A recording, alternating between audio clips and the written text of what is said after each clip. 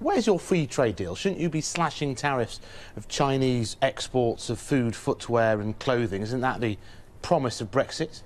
Well, we haven't got to Brexit yet, of course, and that may be some time away if we've got an implementation period. But what we're doing is to ensure that when we have the economic freedoms, we can take advantage of them. We've set up a trade and investment review with China to look at the options we have in terms of our trading relationship and agreements once we have left the European Union. Nervous Tory colleagues, they think they want an immediate dividend, they want cheaper imports of Chinese footwear and clothes. Can you promise that in any reasonable timescale? As everybody knows, we can't negotiate, never mind sign, any agreements while we're still in the European Union, and that's likely to be extended if we were to have an implementation period, which is what business seems to want us to give them in terms of stability. But we're already seeing a huge willingness by China to want to buy British goods. Our exports to China are up 25% in the last year. We're seeing more Chinese investment coming into the UK and more investment from Britain coming into China to create that trade and investment relationship. All the things that you've announced right now, is it fair to say you could do all of this whilst we still remained in a customs union, which is one of the live issues for debate within Cabinet?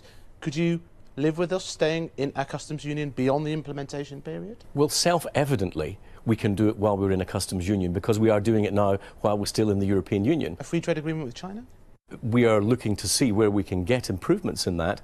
Whether that's done by a gold standard free trade agreement, whether that's done by a series of measures on market access, on mutual recognition, on equivalence agreements, the whole range of the tools in the box, if you like, we're looking to see that. That's why this is my second visit to China this month. Do you accept these impact assessments that say the sorts of trade deals that you can do will only offer fractional benefits to GDP growth versus 5, 6, 7, 8% that might be lost from a bad deal with Europe? Well, of course, in any assessment, you can only get out of it the assumptions that you put in.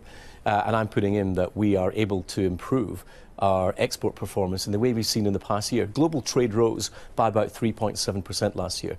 British exports of goods rose by 16%. British exports of services rose by 11%. Whilst in the EU, that's the point. Already bucking the trend, which shows that there's enormous capacity for us out there. If we can both improve our trade performance, which is what my department is set up to do, and we can improve our market access by new trade agreements after we leave the European Union, that's a double plus for Britain.